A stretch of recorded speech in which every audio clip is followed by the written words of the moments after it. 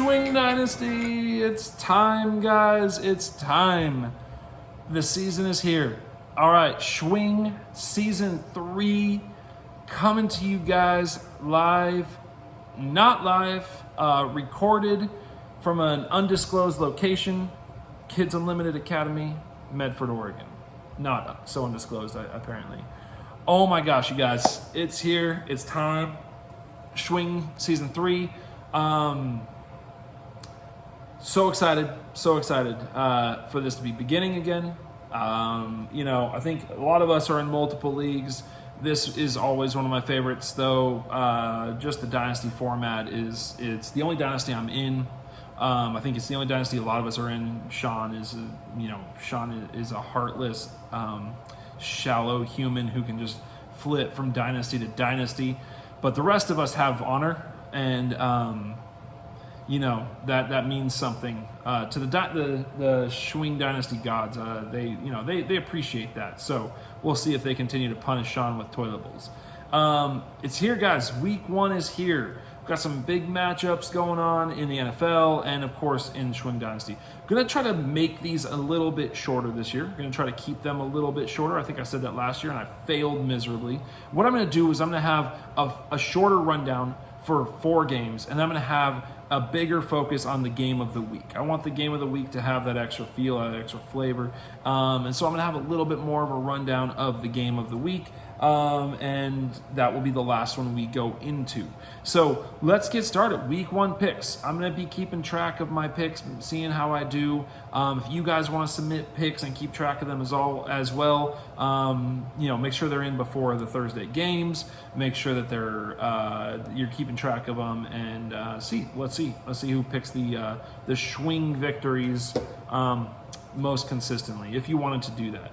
So I'm going to jump right in. I'm going to jump right into our Week 1 Commissioner picks. Again, so happy to be back with you guys. Rocking the new gear, new state, new country, return country, and watching football live at a reasonable hour. Pretty nice. Okay, first game we're going to look at is the Hanoi Janes, Bert against Pick and Jerry's Berries. Adam, who's going to be stuck with that name for this entire season due to his last place finish in the toilet bowl. So Pick and Jerry's Berries. Right now, this is not one that I'm going to have trouble making the call on. The projection is 219 for the Janes against 160 for the Berries, which is 59-point difference. Adam's only hope is Aaron Jones' injury. I don't want to wish that on anyone. I don't know why I picked Aaron Jones, but it'd be an Aaron Jones injury. Mike Davis almost gives full snaps to Wayne Gallman.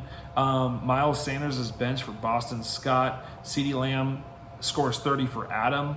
Otherwise, Bert wins big in this one. And I'm going to project that. Bert wins this one easily, as he will win several games probably pretty easily this year. And Adam is going to struggle at times this year. I think his team could turn out more points than maybe his projection. I think he'll beat his projection early in the season, and then there will be maybe an adjustment by sleeper on some of his players. But the loss of Cam Akers really hamstrings this team. You could say it's their Achilles heel for this season. Anyways, Bert wins big. I'm going to go with a projection of about 215 to 165, 170. That's what I would say. Not that matters, but that's what I'm looking, kind of shrinking that spread a little bit. Bert wins. Hanoi Janes 1-0. Jerry's Berries 0-1. All right, next game we're going to look at Team Phil McCauley, Team P. McCauley. Best name there is out there. No need to change that one. It's fantastic, man. It is fire, fire, fire. Team P. McCauley versus the Portland Ducks, Sean's team. Right now the spread has 183 for Phil to 194 for the favorite Sean. Keys in this game, is DeAndre Swift the starter? Is he playing the majority of snaps? Can he score more than 20 points? Phil needs that. He needs DeAndre Swift to score more than 20. I think right now he's projected for about 14 or 15. So that's number one. If Phil's going to pull the upset, he needs DeAndre Swift to go 20 points or more, okay? Number 2, he needs Justin Jefferson to beat DJ Moore by at least 5 points, okay? He needs that to happen. Justin Jefferson has to beat DJ Moore by 5 points. If he can get DeAndre Swift to score 20 or more, and Justin Jefferson beats DJ Moore by 5 points or more, I think there's a chance that Phil pulls this upset off.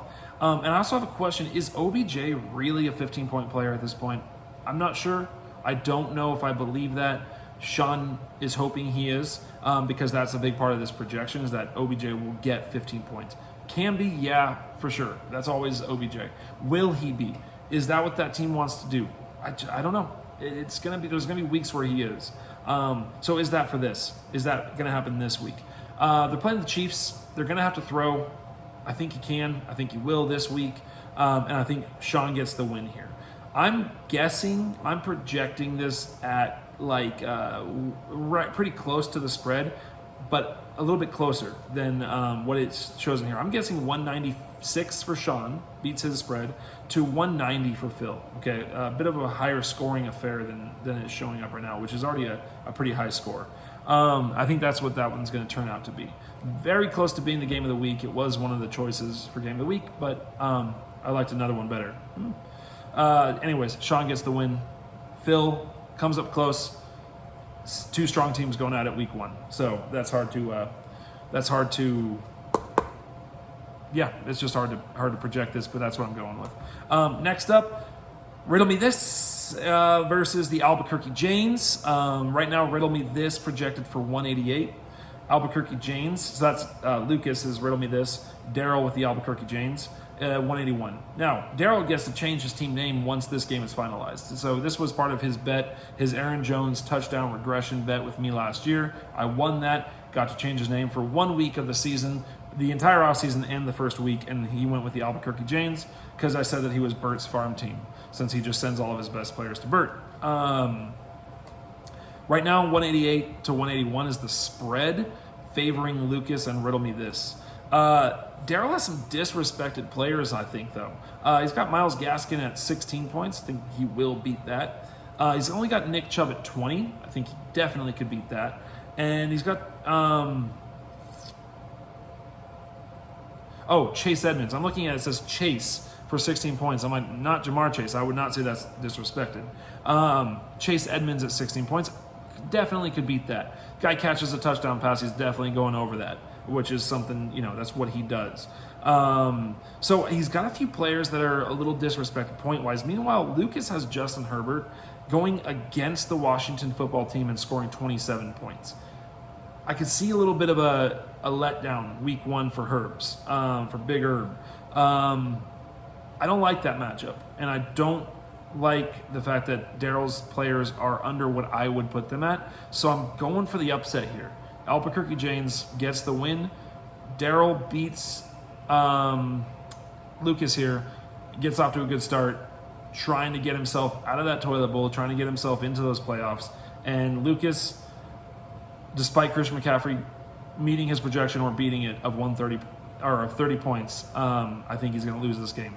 So got Daryl beating Lucas there. All right. Next up, we got Cali Style, JD, against Oregon Beer Force, Mark. This one is actually, it's closer than the projection for Steve and Bert, or Adam and Bert, mostly because Mark's score is nowhere near Bert's. 156 to 181. Actually closer than I would have expected if I had just guessed. But here's the thing. The Seahawks are playing Indy. They're playing at Indianapolis. 10 a.m. Pacific kickoff. Seahawks have struggled in those games, guys. They have struggled historically. Recently, a little bit further back, they have struggled in those 10 a.m. Central to Eastern time zone games. Okay? So you're saying there's a chance. You're telling me here, I'm telling you there's a chance here that JD gets this upset. As insane as that would be to start this year off, Lamar Jackson is playing against Vegas, okay? Lamar Jackson playing against Vegas. That's a 3-star matchup for me. 5-star if I had him, but 3 is as high as I can count. So, Lamar Jackson versus Vegas, The Seahawks against Indy's defense on the road at 10 a.m. Josh Jacobs, what that also means is that Mark's flex, Josh Jacobs, is playing Baltimore on the road. I don't know if that's on the road, actually. I think Vegas, I think it's in Baltimore. I'm not totally sure about that here. But he's playing the Baltimore defense. So you got Lamar against Vegas' defense for JD. You've got Josh Jacobs against Baltimore's defense for Mark. Don't like it. I don't like how this is playing out for Mark. But the spread is just too big. I don't think JD has enough point scores. I'm picking Mark, but I'm telling you there's a chance here. There is a chance. There's also a chance that this is 200 to 100 for Mark winning. He could beat him by 80 to 100 points, easy. But there's a chance here. I'm still picking Mark.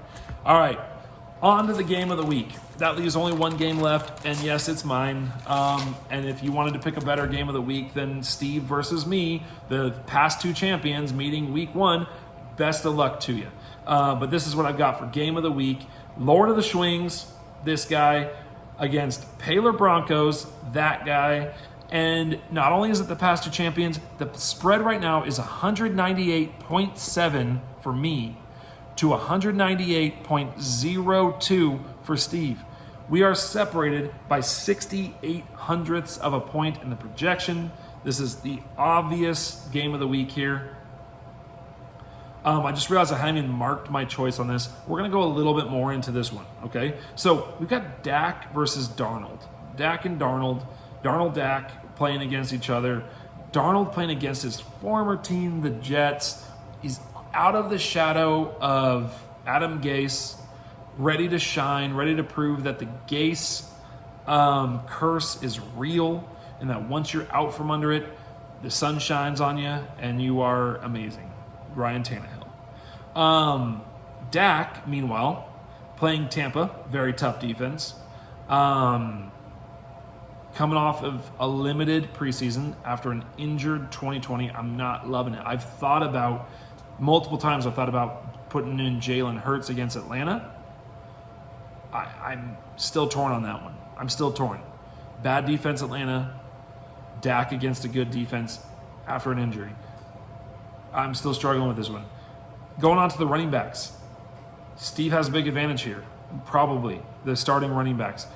Austin Eckler and Hunter Henry projected for about 47.79, almost 48 points.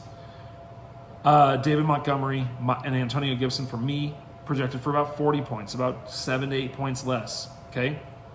Wide receivers, I have Godwin, T. Higgins, and Keenan Allen. They're projected for about 52 points. He has Devontae Adams, Robbie Anderson, and Juju for 52 points also. Our wide receivers have an exact same projection, basically, within 1 point. Tight end, his advantage, Kelsey, 22.5. Waller, though, no slouch behind him, 17.3. The flex is where right now I'm projected to be a lot better. I've got Darrell Henderson and Saquon Barkley at 37 points, and he has Sermon and Cortland Sutton. Sermon's workload, who knows, and Sutton's been injured. He's got them for 29 points. I don't know if that's what we'll stay with if he gets closer. Maybe he goes to Jerry Jeudy or one of those other guys that he has on his bench. But right now I'm projected to win that flex matchup. I've got a sweet defense matchup. We've got the 49ers playing Detroit. He's got the Ravens against Vegas. I like the 49ers matchup better there. These are two good defenses. This is going to come down to Waller versus Kelsey. If Waller can hang near Kelsey, I'm going to win. Okay? If Kelsey beats Waller by their current projection of about 5 points, he's going to win. I need Dak to beat Darnold if that's who starts. I need him to. Otherwise, Steve wins. So I need Waller to hang close to Kelsey, and I need Dak to beat Darnold. I'm not happy about either of those, and I feel like Steve's going to win this game. But I'm picking myself. I'm putting it down.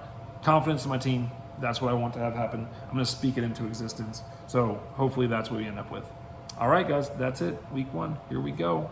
Thanks for tuning in. Try to keep it under 15 minutes. Love you guys, and enjoy the week of football.